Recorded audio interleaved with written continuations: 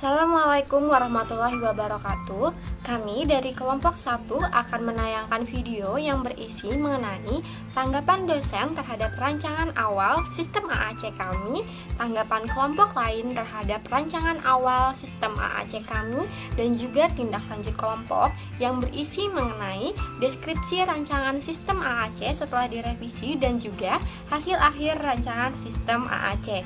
Tidak lupa nanti akan ada kesan-pesan dari setiap anggota kelompok 1. Selamat menyaksikan.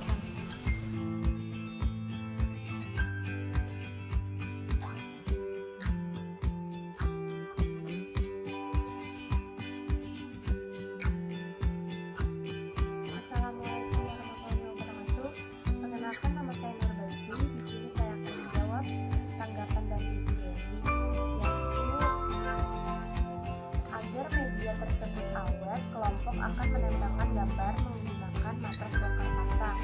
Jadi gambar akan lebih dan tidak mengandalkan hanya kata saja. Kemudian benda yang akan dibuat dalam media tertentu,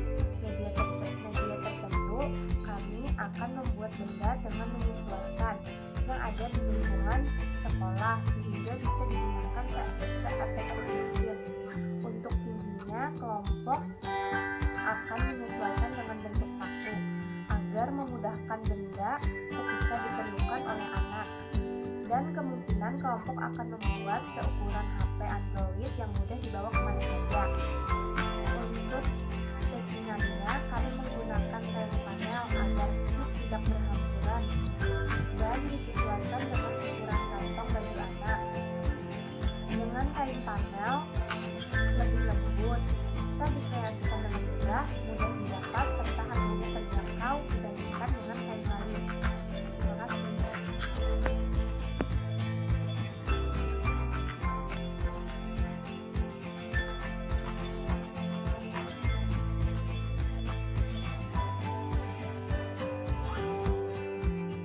Assalamualaikum warahmatullahi wabarakatuh. Saya Sandra Rairi Dewi.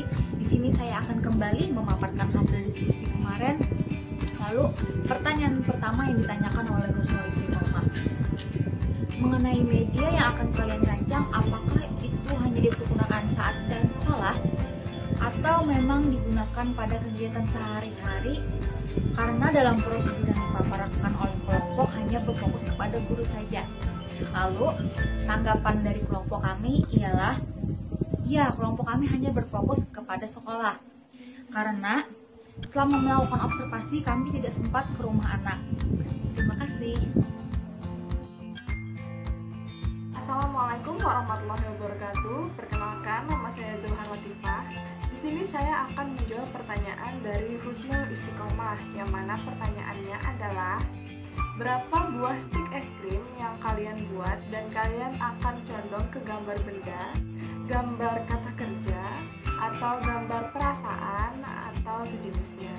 Nah, jadi jawabannya di sini adalah stik es krim yang akan kami gunakan nantinya itu akan menyesuaikan barang atau benda yang diminati, disukai, atau yang sering digunakan oleh anak.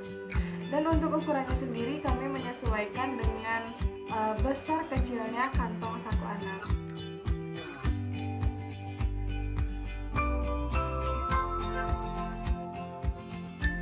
Baik, selanjutnya ialah tanggapan dari kelompok lain. Yang pertama ada dari Dimas Putra Setiawan. Dimas memberikan tanggapan kepada kelompok kami bahwa dari penyampaian Elis, anaknya tersebut sulit untuk berbicara. Seperti saat mau makan, anaknya hanya menyebut kata "kan". Sedangkan rancangan media atau gambar-gambar yang dalam rancangan media kami itu terdapat gambar mobil, sepatu, dan lain sebagainya. Jadi Dimas memberikan saran bahwa sebaiknya gambarnya lebih ke dalam kehidupan sehari-hari seperti makan, minum, toilet, dan lain-lain. Oke, jadi kelompok juga memberikan tanggapan kepada Dimas bahwa yang pertama, sebenarnya kelompok hanya berfokus pada kegiatan anak saat di sekolah karena kami hanya melakukan identifikasi dan asesmen di sekolah. Untuk gambar-gambar media yang terdapat di video sebelumnya itu hanyalah sebuah contoh di mana nantinya akan ada perbaikan dan sekarang sudah dilakukan perbaikan. Lalu Dimas juga menyarankan sebaiknya menggunakan kata makan, minum, toilet dan sebagainya.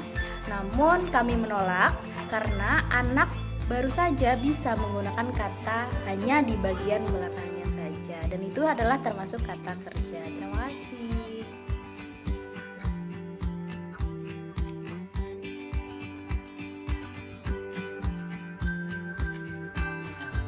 Assalamualaikum warahmatullahi wabarakatuh. Saya Alfi dari Sadani akan melanjutkan penjelasan deskripsi hasil akhir dari media AAC kami. Agar media kami awet, maka kami akan menempelkan gambar menggunakan matras bongkar pasang. Jadi gambar akan lebih keras dan tidak mengandalkan kertasnya saja.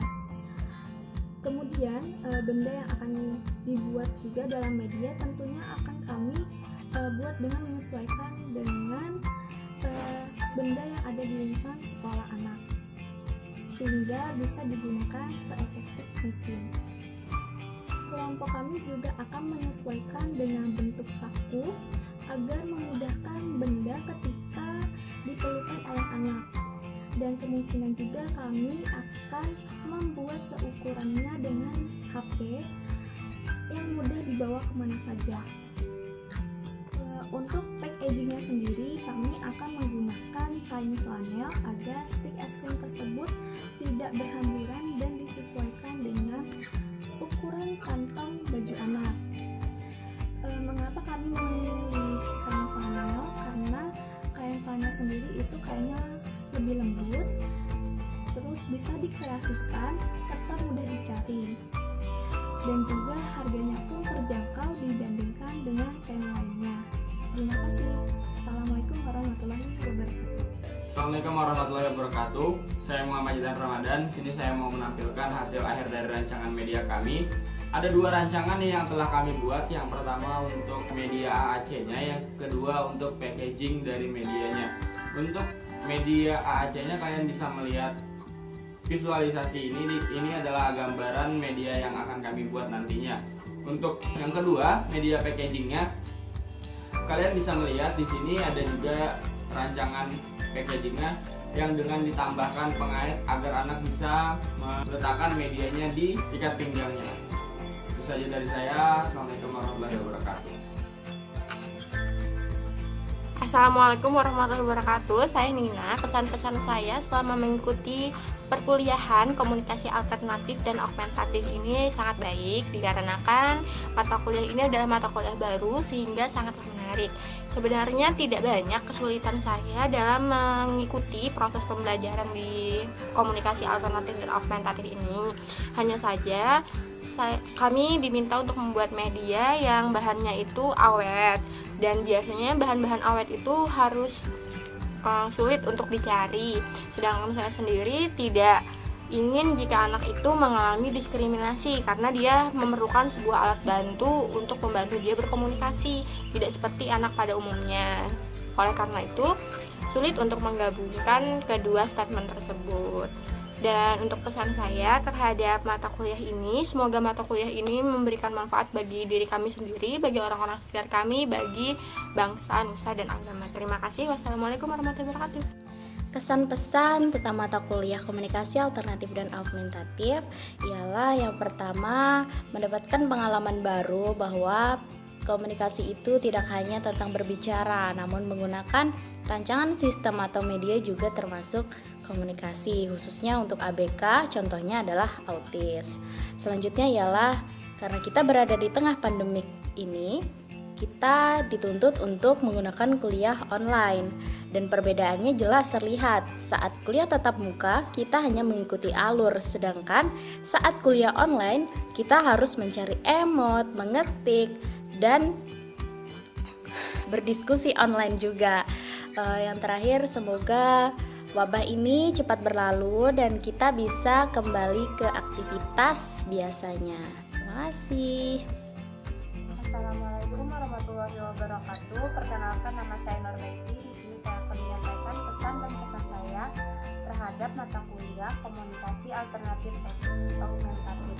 Kesan saya terhadap mata kuliah Komunikasi Alternatif and Augmentatif adalah saya menjadi banyak tahu hal yang sebelumnya saya belum tahu, dari hal yang mudah hingga hal yang sulit.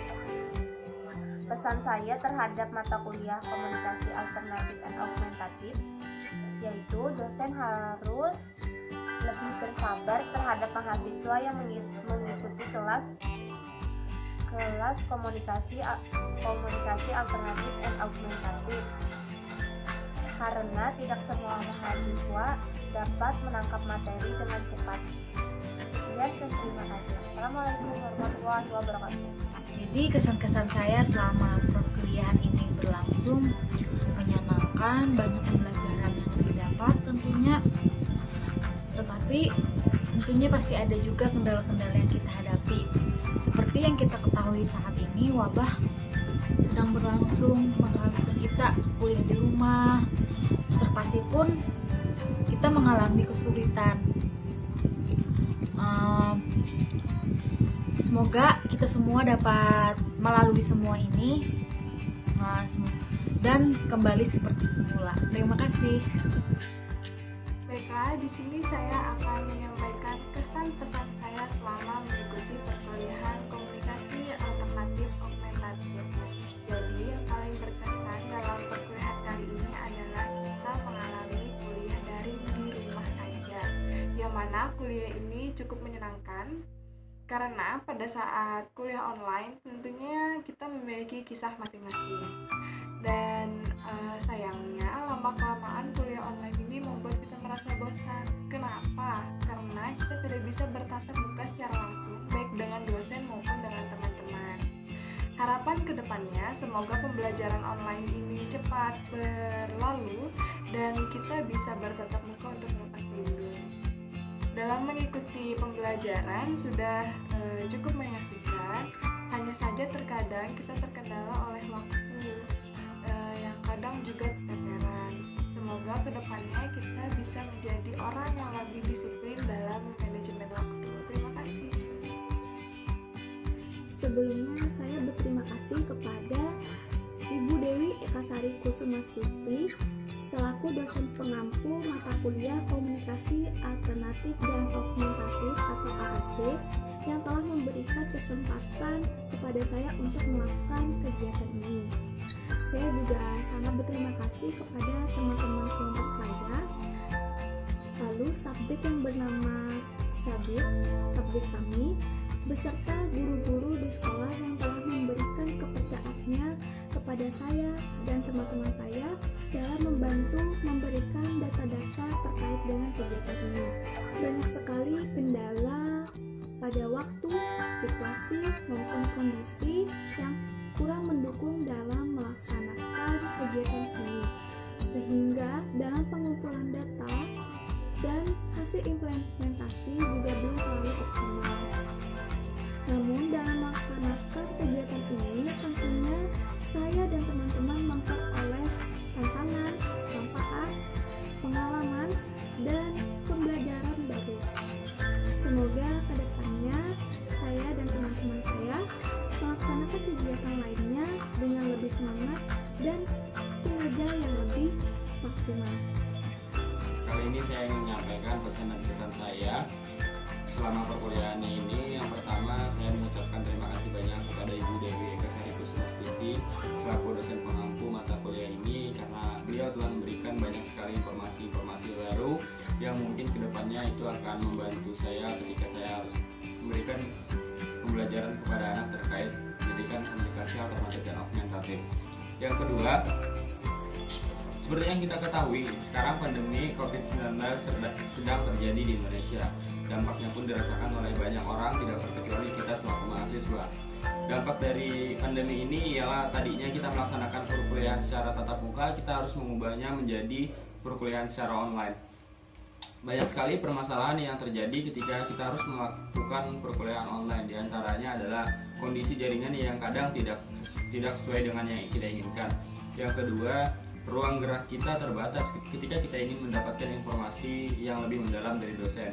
Yang ketiga, pentingnya kesadaran mahasiswa ketika perkuliahan online dilaksanakan. Pesan dan kesan saya yang terakhir yaitu kita selaku mahasiswa dan dosen berikanlah yang terbaik. Kita mahasiswa memberikan yang terbaik kepada dosen dengan cara kita memperhatikan dosen ketika beliau menjelaskan materi baik secara tatap muka dan secara online. Dosen selalu memberikan kita informasi yang terbaik bagi kita, jadi kita sama-sama untuk memberikan yang terbaik antara dosen dan mahasiswa. Sekarang pandemi sedang terjadi di Indonesia. Kita selaku warga Indonesia, kita tetap mengikuti aturan pemerintah untuk tetap di rumah saja, karena dengan cara itu kita dapat memutus tali penyebaran COVID-19. Sekian video yang bisa ditayangkan oleh kelompok 1. Salah hilaf kami mohon maaf dan terima kasih atas perhatiannya. Wassalamualaikum warahmatullahi wabarakatuh.